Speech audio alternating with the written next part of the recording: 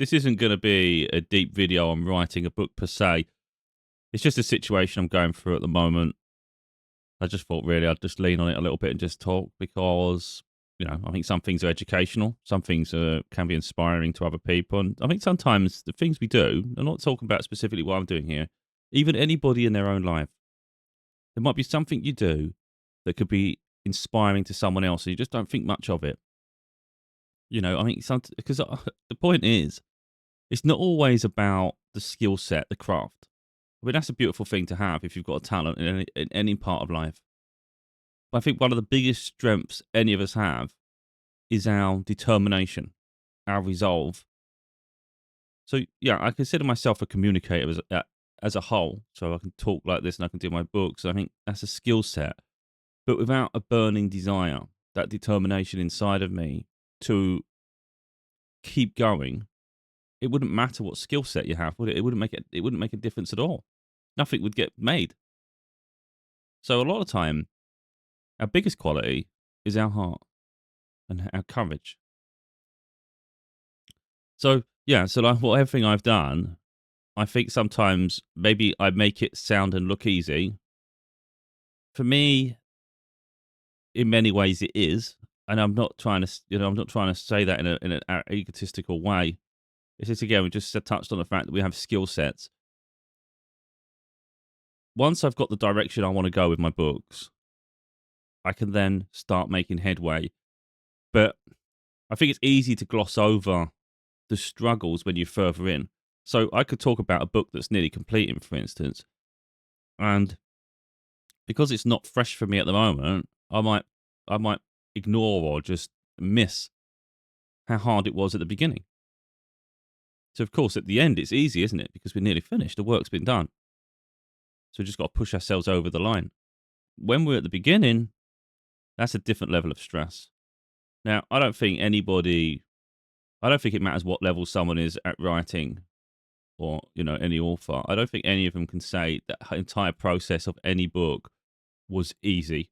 The entire process.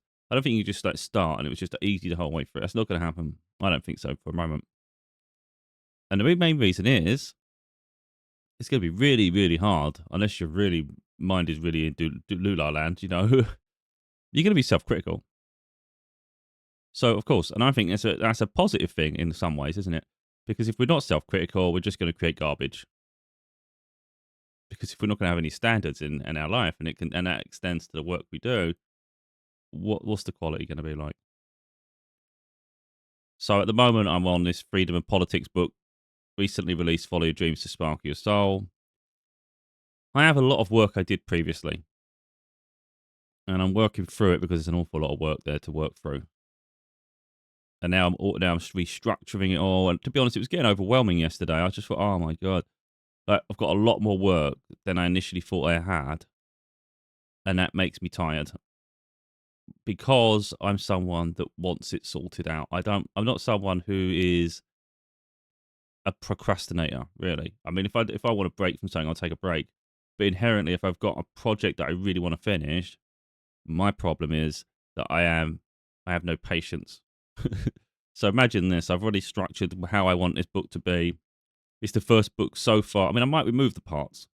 It's the first book I've done where I'm segregating chapters. So maybe there's a topic and I do 10 chapters on that topic.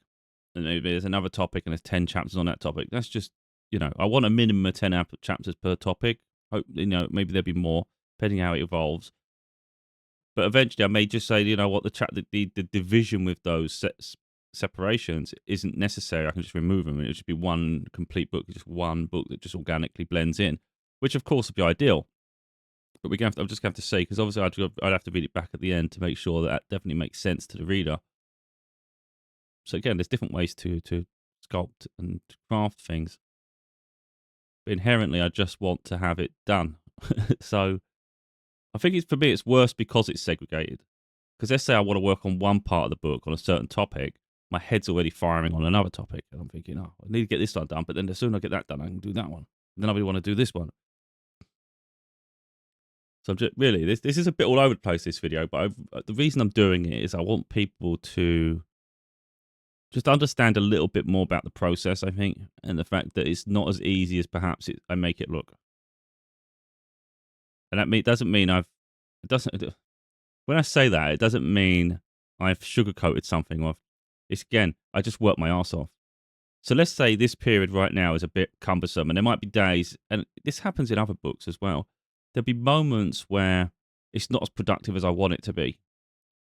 But I've done this process so many times, I understand it. So I think if someone else was starting, they might get a bit demotivated, so it could put them off. But even a moment of contemplation, a moment of thinking without productivity, what you don't realize is that's really, really important. It's probably, in all honesty, the most important part anyway. So so you can beat yourself up that nothing's getting done, or it doesn't seem like enough's getting done. I think yesterday I did about, I don't know if it's like 700, 500. It wasn't a lot. I could do up to 5,000, but because my mind was planning, I thought this is just so unproductive. So I'm getting fed up with myself. Like, God damn, man, I've got to get this. I want to start making headway here. I want to feel excited.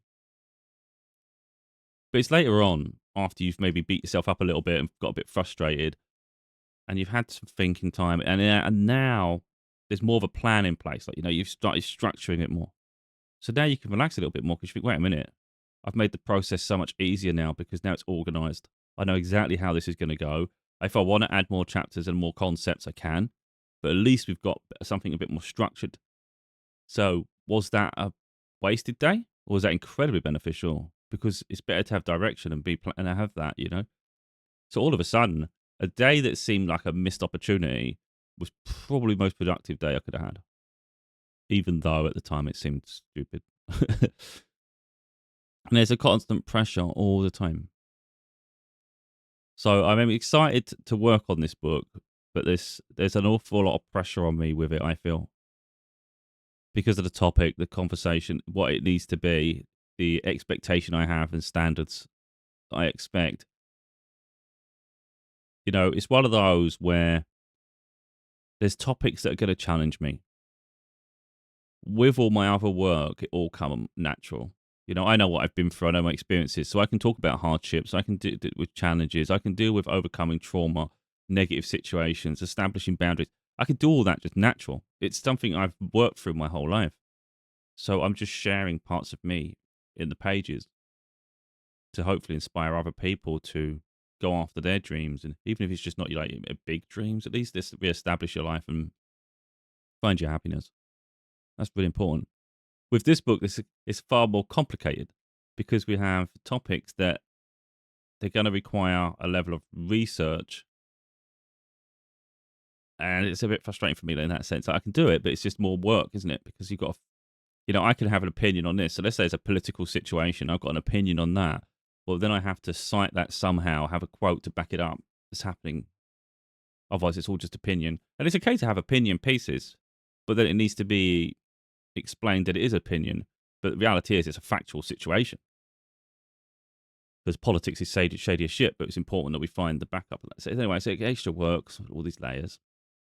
And then I've said before, like, I'm going to feature Princess Diana and Michael Jackson in this book as humanitarians. I may add more, but I don't know yet. It depends how the book evolves. But yeah, I want to do them justice as well, and in a very specific way. I think when the book's finished, like, I know I'm going to be immensely proud, and I know I would have done them justice. I'd have done it the service that I wanted to do. Anyone can write about a topic, but it's not about just the writing. And I think that's the part that probably maybe people just don't realize. Like, you could give someone an assignment and say, write about Princess Diana, or write about Michael Jackson, or write about this topic, and perhaps you can do it and be in a certain direction. For me, it's bigger than just documenting like that. It's doing it the right way. So, for instance, I don't want to focus too much on trauma someone suffered. I want to focus more on the good things they did. I don't want someone's legacy to be suffering. I want the legacy to be the beauty that they exuded in the world. So I just think naturally, if you was to go and write about Princess Diana, it'd probably be about how she suffocated in the royal family and all the political drama and espionage to do with that. You naturally would, because that's really a big part of her life. But for me, I want to explore the other side of it. Of course, I have to draw attention to it because that was her life, and I think that then shows how strong and dynamic she was, how beautiful she was connecting with people. Those are beautiful traits, and the fact that you did that after so much adversity, and she started her career working with children, and that was taken away from her by this marriage within the royal family. Of course, she had children of her own, so she got to have that on a one-on-one personal basis, but she still liked to go around the world and help others. I mean, I think that's really beautiful, but I think that's the story that needs to be told. And it's the same with Michael Jackson. He had this music career. He had an awful lot of baggage behind him because the media were doing everything they could to taint his image. And by extension, law enforcement in America, incredibly corrupt. And they targeted him to protect nefarious individuals. It was a cover up. So they used him as a scapegoat. So, of course, we need to touch on certain parts of that, but let's not go too far with that because we have to understand he affected so many people around the world, even just with his music. But more than that, the causes he did, the fact he opened Neverland to people who, vulnerable children. And he went to visit children in hospitals, giving gifts and all sorts. He was just even if you take away all the beautiful things he actually did, it's really what he represented. When he filled out those stadiums and just everybody came together and they absolutely adored him and he embraced them. There's so many celebrities, so many singers, artists who don't care about the fans. They like to have that praise. They like to have everyone cheering them, but a one-on-one, they're not interested in their time. Michael Jackson was different.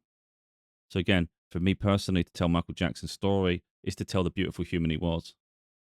And I think that's a bigger message to share than the political drama or the drama that went on behind the scenes, targeting and tainting his image. So of course we have to address it, but I don't want to go too far with that. But if someone else was writing about Michael Jackson, they'd probably focus heavily on the allegations against him. They're not interested in his image. They're interested in just what sells. So, like I say, if you was to give someone a project and say, write about any of these figures, what are they going to write about? So how I start each chapter for me is incredibly important because it sets the tone for the rest of the chapter. So I feel an immense pressure, like a deep pressure, probably more pressure. Not probably more pressure than I've ever felt doing a work on a project. This is incredibly intense. And when this finishes, believe me, it would have pushed me hard. But I know I can meet the challenge. I know I can do it justice. And I know it'll be successful. Because guess what? I believe in me. So this is a bigger challenge for me than I think anybody's going to realize. So when I say I can do this in 2 or 3 months, yeah, I can do it in 2 or 3. I've got no doubt I can have.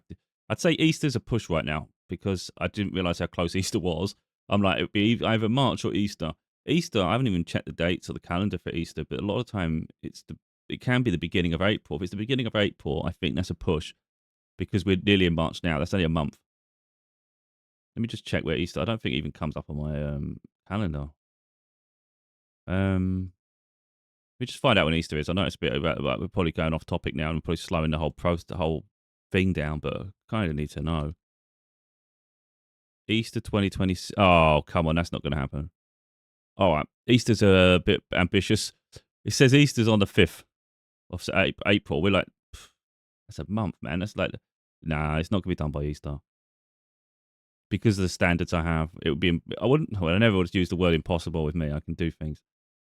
I can work my ass off and it'll be crazy in 2 weeks' time. I was doing that before, like with the other book, with Follow Your Dreams to Sparkle Your Soul. There was a period beginning, maybe let's say it was the 12th. Let's say it's the 10th or 12th. I mean, I've shared part of the journey on my YouTube. I was down and out at one point, not really down and out, but like, let's say I had maybe 18,000 words or something written. And it seemed like, well, they've got a huge way to go to get this book done. All of a sudden, I was smashing it. Every week passed by, we've got like 15,000 words done. Another week, another 15,000. All of a sudden, we're like we're getting through this, 2 weeks of 15,000 words, we're at 30,000, plus the existing 18. We're at 48,000 words now. We're getting really, really close to getting this thing finished. So it's quite crazy how fast I can operate when I really put my mind to it. But like because of the standards, like in terms of the fact that this does need researching, it does need verifying. It's going to just take that little bit longer. Like I could just talk about Michael Jackson and I could talk about Princess Diana, but it's really important that I cite references to back up what I say. Otherwise, it's going to be questioned throughout history. Because books last a lifetime. People might not think that. They might think, "Oh, it's just a project. Oh, you did that. That's nice." What they don't realize is they do carry on beyond you. So maybe they do, maybe they don't, because so many books. Who can possibly read every single book? I mean, if people reflect upon their life, some people don't read at all. Some people read a lot, and some people may be in the middle. But some people read some classics. Some people read all the new stuff. There's always new books coming. So there's nothing to suggest your books will be seen. But let's say they were. It's really important that it's backed up as well with other information from other sources as well. But yeah, I've got some hot topics, some really, really hot topics in this book. I don't want to give too much away, to be totally honest. But I think it's going to surprise some people. I think it's going to be powerful. I think it's going to surprise people how powerful this book is, personally. Again, I don't want to give too much away, but I think a lot of what I do probably surprises people anyway. Personally, I think when they read it, they don't realize how intelligent I am, how well I am at articulating what the message I wanted to portray, and how healing things are. And I think even something as simple as politics, or not even as simple really, is divisive as politics. I think I can bring that to people who don't normally follow politics and break it down a bit. And you see the corruption perhaps, and the fact that maybe does it even support you and your values and what you want for your life, or is it just drama and ways for other people to gain at your expense, and you're the one working so hard to contribute to a broken system? Perhaps. We'll see. And then maybe how should the world be? So maybe we're going to see, I say maybe we're going to see how the world is now, what the world could and should look like, and perhaps incredible people that tried their best at certain parts of their life to have a positive impact on the world. And maybe there's conspiracy surrounding the way they left this planet as to whether they were removed because they were a threat to the existing system. I'm going to go too deep into conspiracy. I think let's leave that ambiguous. It's likely I'll, rather than give my opinion on that, it'll be a case of you're seeing this, you're seeing this. It's up to you how you piece the puzzle together and whether you figure it out. It's not. I'm not even going to suggest it. Well, actually, I don't know. I might do. I don't know yet. I can't help myself. We'll see how that goes. But like I say, this book's just a little bit more complicated. It's a level of layer of challenge. And yesterday was quite much for me because, again, I want to work on multiple people. I want to work like things like, let's say I'm working on Diana. I still want to work on Michael Jackson. Yeah. I just want to get, it's just, I feel like, if you're working at that, it's not fair. So that's where my head's at the moment. It is an immense challenge. I think Easter's a push. But I would have thought by Easter, though, a significant portion of the book would be done. If I'm committed to it. Again, I might slow down because I'm still tired from the previous works. It's been a long, good few years. But, I'm the one that set the challenge. So it's up to me to fulfill it. But honestly, I don't mind. If the plan was July, if it comes out July, I wouldn't think, oh, that was a shame. It's like, no, I don't really care. It'll come out when it's supposed to. And if it needs extra time, I'd rather give the book time to create the book that I want it to be. So I don't do anything. I don't rush something, for instance, to just go, oh, look what I did. I managed to do it quicker. No, that's not the case at all. If it gets finished quicker than I planned, it's because I managed to accomplish something it seemed impossible, but I pushed myself to do it. But sometimes it's just not going to be possible.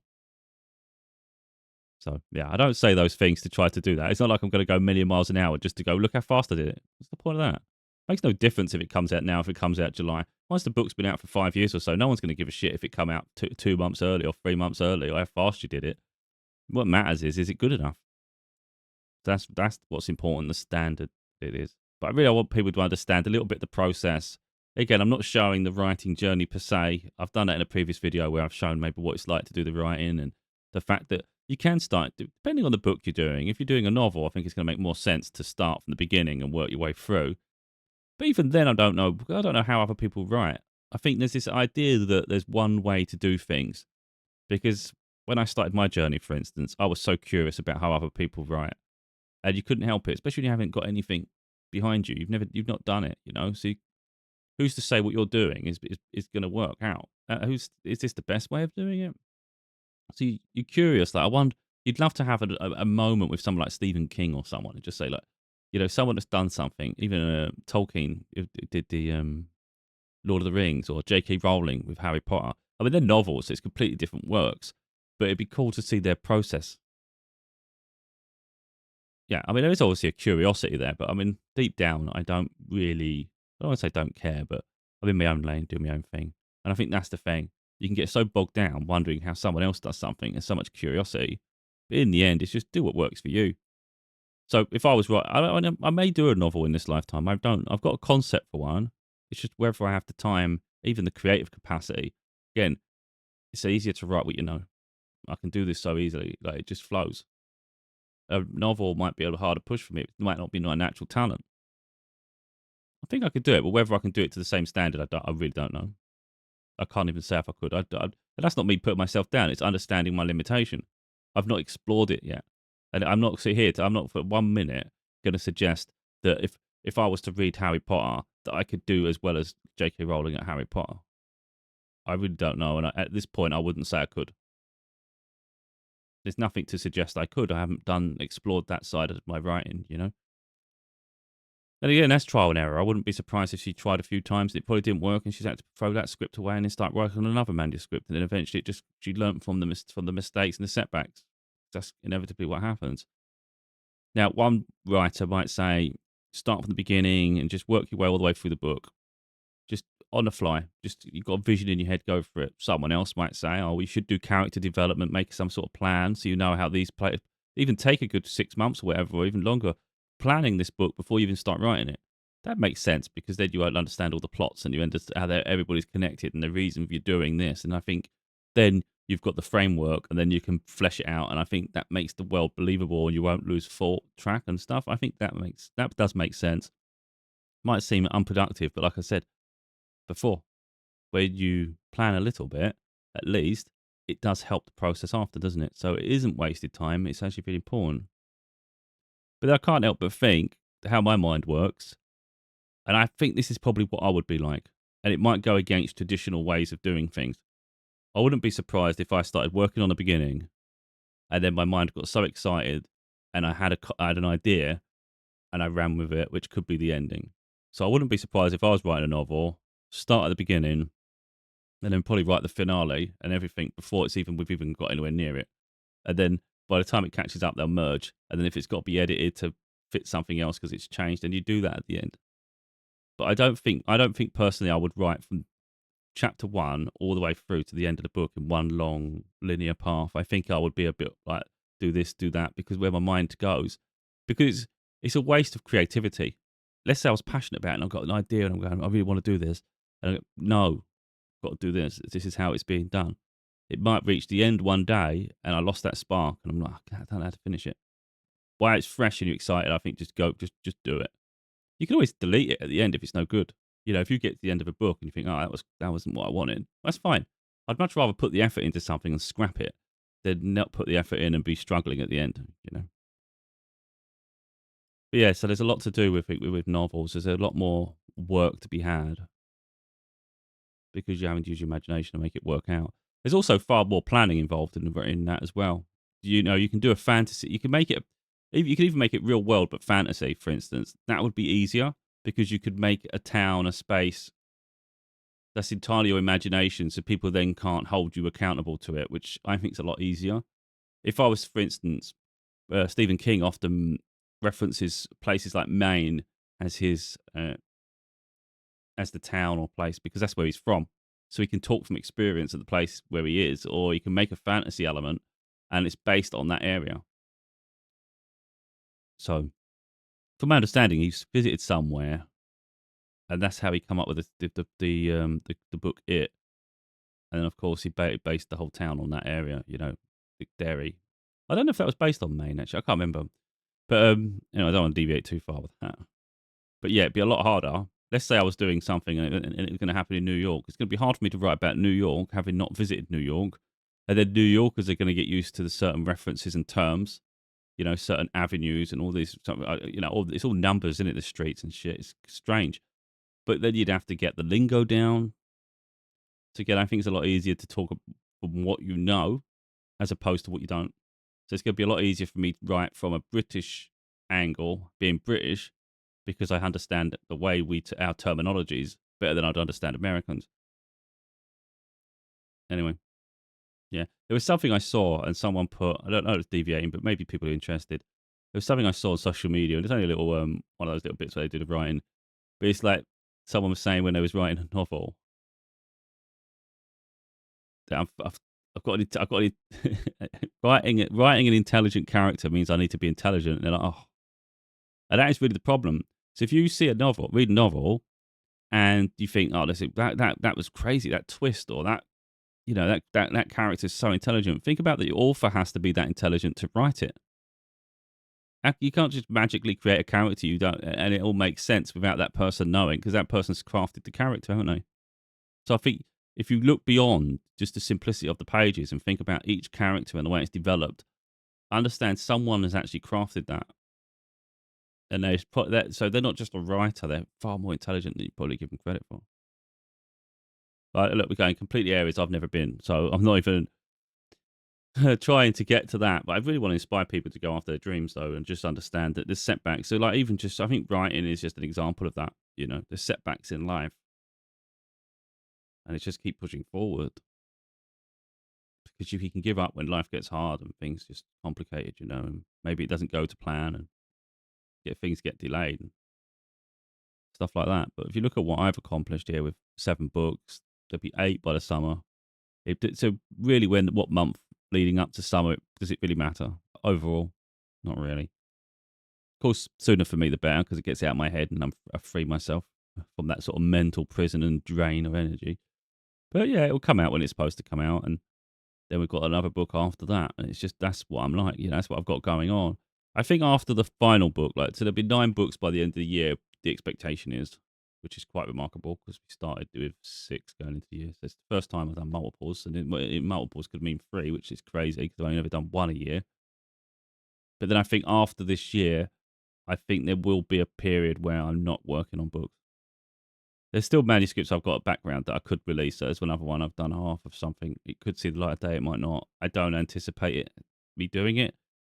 But I'd like to think life's pushing me in another direction at the same time, and I can embrace new challenges, new opportunities, perhaps even new lifestyle. That'd be nice. So it means I gave a period of my life to something that I really felt passionate about, and then there's a break to have more life experiences and things like that.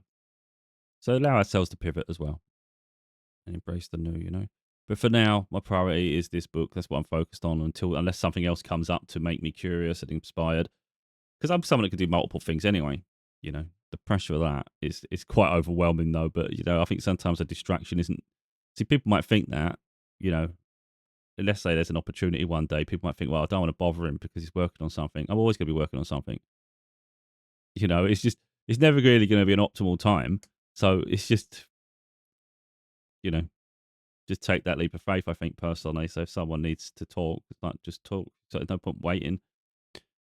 And I can work on things anyway. So, for instance, it's up to me to set the boundary, isn't it? So let's say someone reached out, anyone in life, whether it's a career opportunity, whatever, or someone personally, whatever it is. And let's say I was really near the end of doing a book, or I feel like I need to just focus 2 weeks. I would just say that, not in a rude way. I'm just working on a project at the moment. I just feel like this is a priority for me. If, for instance, I'm working on a project, but it's not going to affect something else, it can wait. There's no rush. Then I'm not going to say so, am I? I'll just work on that when I'm not talking to that person, or when that opportunity isn't taking over my life. You just do it on the side, don't you? You can do it in the evenings, you can do it on the weekends. So I think the idea that you have to just be all in isn't necessarily the case. But while I have the time, so I might as well make the most of the time before things pick up, if it were to pick up. So I think that's really, I think, the problem a lot of people make. They waste time. So they don't, it's not, we often see procrastination in writers, but I think there's a procrastination in life with people. They always seem to think, a lot of people seem to think, oh, it'll get better later, or the better time later. And I've just said that. There's never a better time. There's always something going wrong. You could be young earlier in life and think, I want to do driving lessons. I want to be able to drive. I want the freedom that gives me. Because it does give you freedom, and it even gives you a freedom when you travel abroad. You can rent a car and you can go and see more of the area and explore. Rather than rely on public transport and excursions and things. Where you go with groups. I mean, I quite like that, but I do like hiring a car and going and exploring and just feel like I'm part of the people. I think that's nice. So driving gives you freedom, of course. Now you might think to yourself, "Oh, I don't want to. It's too expensive." It is expensive, can be. So I'm not going to do that now. And then you spend the money on something else, and what you end up spending on was kind of wasted time overall. So like in 6 months' time, I think, oh, can't believe I did that. But you keep doing it. So you're not learning your lessons, and you're just wasting life. Things are passing by, and there's always going to be an excuse not to do something. Before you know it, finances are getting harder. Maybe you have a child, your resources are depleted. You now don't have the time or the finances to be able to do something that was quite simple before. Maybe it was a bit pricey, but you could do it really if you put your mind to it. And now all of a sudden life's lifing and you're struggling to catch a break. And maybe you get into your 30s and you just start thinking, oh, I'm never going to be able to do this now. Again, making excuses. But of course, the further we get on in life, the more we're going to hold ourselves back from perhaps doing it. And yeah, I think things are a lot easier when you're younger. So I think do it while you can. It's while you're thinking about it. I was working part time back in when I was 16, 17. I can't remember what age I was at when I passed my driving test. I think it was 2001. I finished school to 1999, so that's 16. So I think I keep forgetting how old you got to be. I think I passed my test at 18, I think. I think it was 2001. I ain't got it on me. Anyway, I think it was 2001 or 2002. I might have been 18. Yeah, I think it was 18. Yeah, could be 19. I'm pretty sure I was 18 though. But either way. So I was making very little money. I'd finished college and I was just working part time at that time. That was the hours I was given at this place, and it was like evenings and weekends and things like that. So I wasn't earning a lot of money. And I think it was something like, let's say the driving lessons, they were a lot cheaper back then, but when you're not making much money, I think it was either, I don't know if it's £15 a session or £20 a session. I really can't remember. But I remember I was making £65 a week. That's what I was getting, £65 per week. And then, when you're making such little money, I was living at home with parents. So it's, not like, oh, it's desperation. But of course, you want to have something with that money. You don't want to work your ass off for nothing. And I was putting that towards my driving lessons. And I think it was, or maybe it's £18 a week a session. Either way, I was doing one session a week. And then I was like, I'm an impatient person, as you probably gathered. So in the end, I think after about 15 lessons or something, when I realized I like this, I want to do this, it's almost like gambling, I just put more money on the table. Let's do 2 lessons a week. So that's what I started doing. So I'd pay £30 plus for 2 lessons a week. Now I know it's a lot more expensive now, but what I'm saying is in proportion to my income, £65 a week, I'm losing half of it now nearly to driving lessons. Haven't got a lot left after that. But that's the sacrifice I did for the period I had to sacrifice until I passed my test. Fortunately, I passed the first time, but that's just how that went. I took me 2 times for the theory test. The second time theory test, so I was only like 1 or 2 questions wrong too much on the theory. So it wasn't like massive failure. It's just missed it, and then I just passed it. So I was like 1 or 2 over the limit. So it's like you did it though, and then the practical I just passed the first time. But that's because I had applied myself, and I've been driving ever since. So a moment of sacrifice can give us huge rewards. Let's change my life. I know it's something as simple as driving. I know it seems trivial as shit to people who drive, but there are people out there who are making excuses for not being able to do something. Why? Because they want a specific lifestyle and they're not prepared to sacrifice in the meantime to have something better that's more sustainable long term. And that's every area of life. It's not just driving. I see it all the time. People, they're either scared to lose something and sacrifice just for a period to change their circumstance. So they stay held to this lifestyle they're not particularly happy with and it's quite restrictive. So they don't take that leap of faith and invest in themselves. And it could be any area of life. It might be you're just following a career that's not satisfying you, but it's paying your bills. You're miserable every day, and it's just, well, unless you take a detour and change and take a period of instability to do that pivot, you're never going to be happy, because if you're not happy now, when are you ever going to find that happiness? So that's what I do with my books. So I can talk about the art and craft of writing my books, the pressure that comes with it, but maybe that glosses over the fact that my finances are unstable because I get fed up in workplaces that are toxic and draining. I don't want to be like, my background beyond my books and everything is logistics and warehousing. I'm sick of going into those places. They're demoralizing. They're boring. It's just tedious as shit. It's so mundane. I'm better than that. Everyone's better than that, but most people won't jump out of it, will they? So they just do it their whole life, wonder why they're miserable. Because you didn't bet on yourself. In whatever way that is, of course. You don't have to just, everybody's going to have the same aptitude for the same things, but you might have something else you're passionate about, You want a different experience. You maybe don't want to have that experience for your whole life. Anyway, my whole point really is we can make excuses for our life, or we can just go after our dreams. And I'm someone that just goes after my dreams. And even if I don't see tangible success, I'm still proud. And I don't lose the vision. So I'm consistent. I show up every time. And I've always been like that. Even if other people don't see my vision or they don't agree with something, it's like, you see me, I'll just always push on in my own unique way. Even if people don't believe in me. I've always believed in me. That's the thing. It starts with us, So, yeah. Just understand, when this book comes out, hopefully it's well received. Hopefully it's as good as I want it to be, which I would expect it to, because otherwise why would I release it? That's the thing, isn't it? I understand that there were periods when it was kicking my ass, to be honest, because of the standards I set for myself. And with certain situations, especially people from history, I feel an immense pressure to do them justice. I'm not using names for clout. I'm not saying I'm adding this name and this name to give it more of notoriety or something. To go, oh, read this because they feature it. It's nothing to do with that. They're in it because I want to pay homage to them. I want them to be remembered in the right way. And the only way they can be remembered in the right way is if I commit to it, do it for the right reasons, and share their story as best I can. And that is an immense pressure that I put upon myself. And it's just an addition to the book. So, for instance, it's not the be-all and end-all of the book, but it's something I feel very strongly personally about. So, yeah, that weighs on me so much. If you think about it in general, let's say you wanted to restore someone's reputation, for instance, and you wanted to share that and write it. Let's say you was writing it yourself.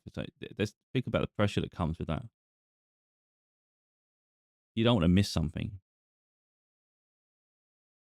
Yeah, you just don't want to mess it up. And those two weigh on me a lot more than the rest of the book.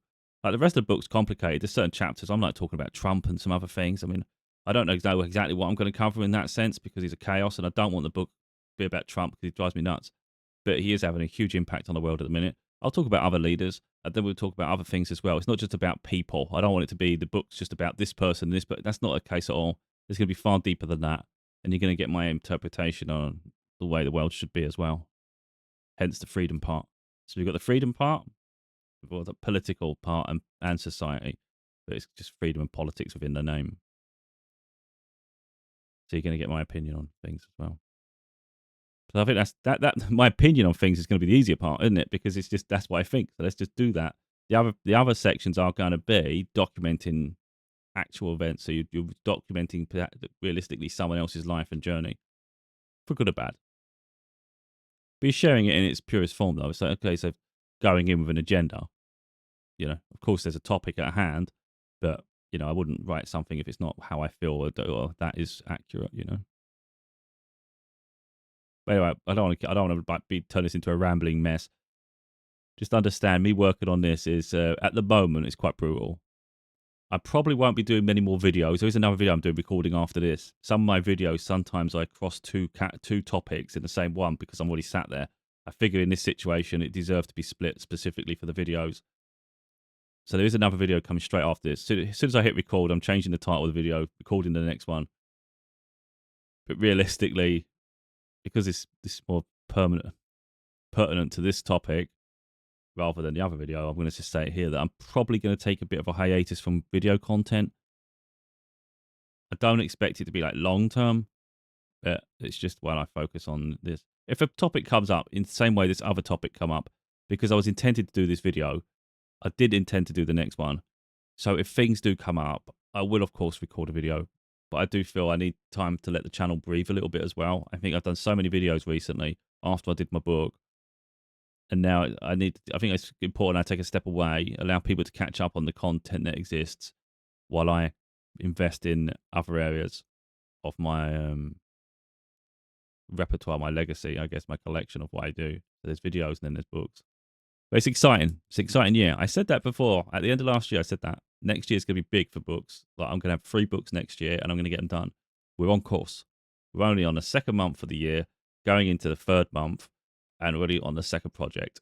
That's pretty remarkable, personally. We'll see where we are by the end of the 3rd month, going into the 4th. But, I mean, we're on course. You would say, as long as there's 3 books, if you're doing 3 books a year at that pace, I think as long as there's 2 books by maybe August, it gives enough room for another book to the end of the year, doesn't it? And we're already doing that. So we're on course, man. I don't mind like hitting the target though. It's like, it's not, I'd rather have quality over going, oh, I made it. So who cares? Who cares as long as it gets done? But yeah, it's doing great. It's going great, even though stressful at times.